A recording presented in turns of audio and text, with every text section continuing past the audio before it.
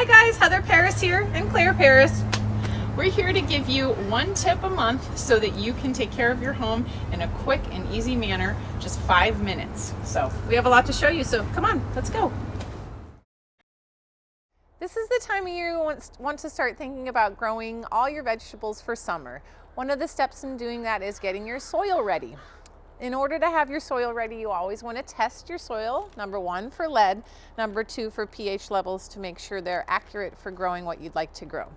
In order to do that, you want to take samples from different parts of your garden bed, put them all in the same bag, mix them together essentially, and then you're going to send this into your local laboratory and they will give you the results on how your soil looks. Is there any lead in it? And what supplements does it need to make sure that your plants are growing properly over the summer? Happy growing, guys.